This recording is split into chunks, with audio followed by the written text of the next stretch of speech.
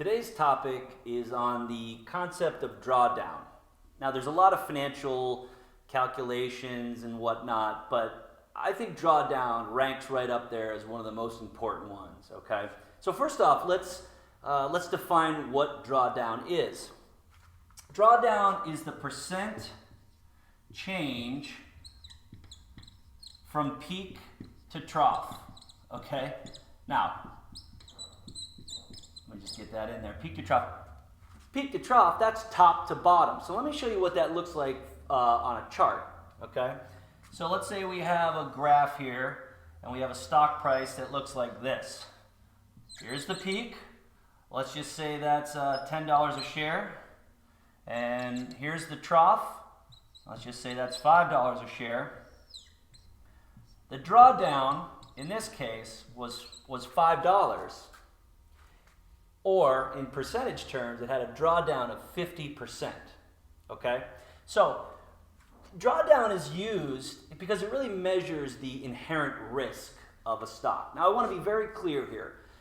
Whatever happened in the past doesn't have to happen in the future, good or bad. In fact, the worst drawdown that we saw in the stock, it could always be worse in the future. But it gives us a frame of reference of, what is possible based on what's happened historically.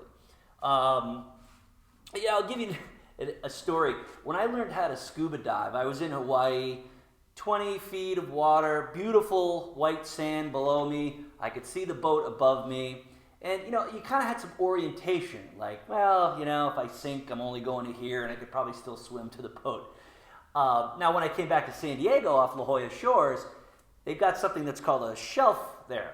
And, you go out in your scuba, and you can see the bottom, you can see the top, but when you get to that shelf, whoa, it drops down what feels like a mile, and you can't even see the bottom, right?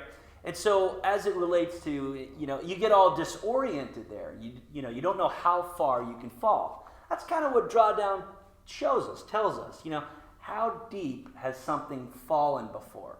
So it gives us the goalposts, or as I said, range of possibilities.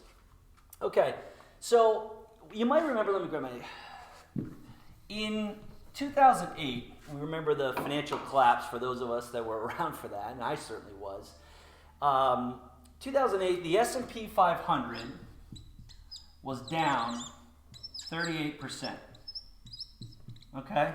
Give or take a few decimal points, but 38%. Okay?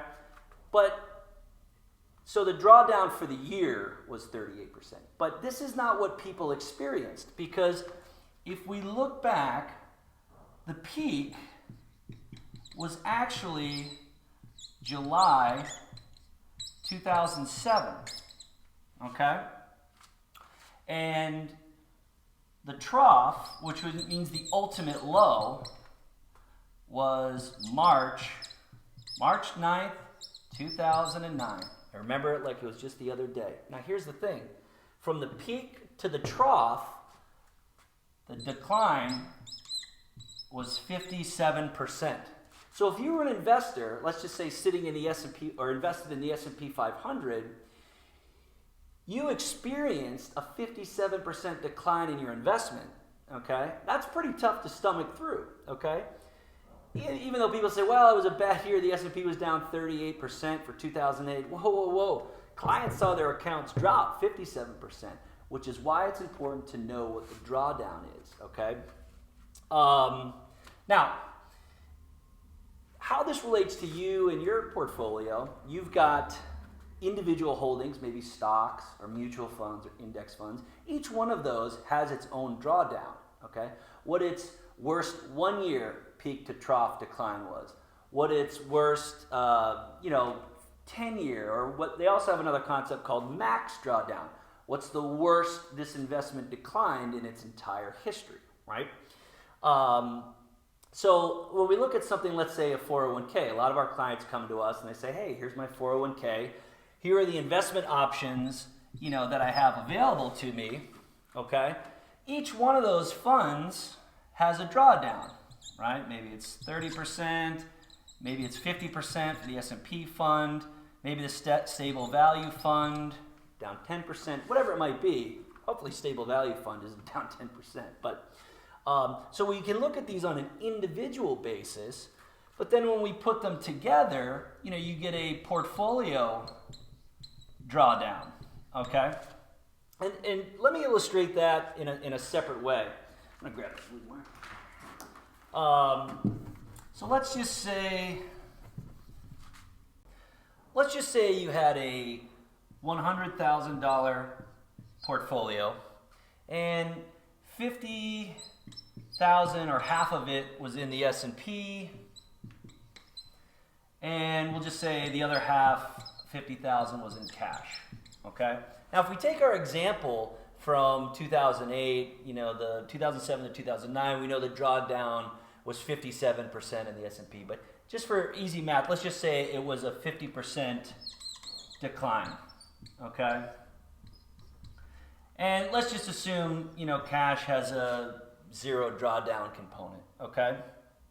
Now, the way this works out is if $50,000 has a 50% decline, we know the new value is $25,000. And if 50,000 in cash has a 0% decline, that's still 50,000.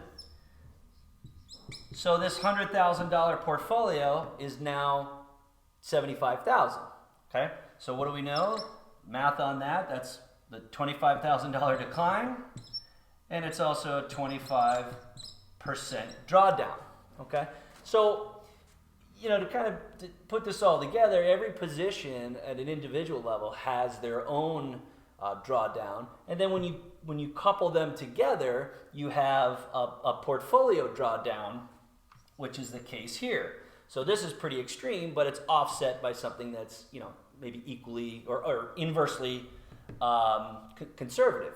Okay, so if you are holding on to positions and you want to know what the drawdown is, or you have a portfolio, you'd like to know what the maximum potential drawdown has been with a portfolio like that, we're happy to accommodate us. You can just reach out to us or our team at the information below, and we'd be happy to help you out.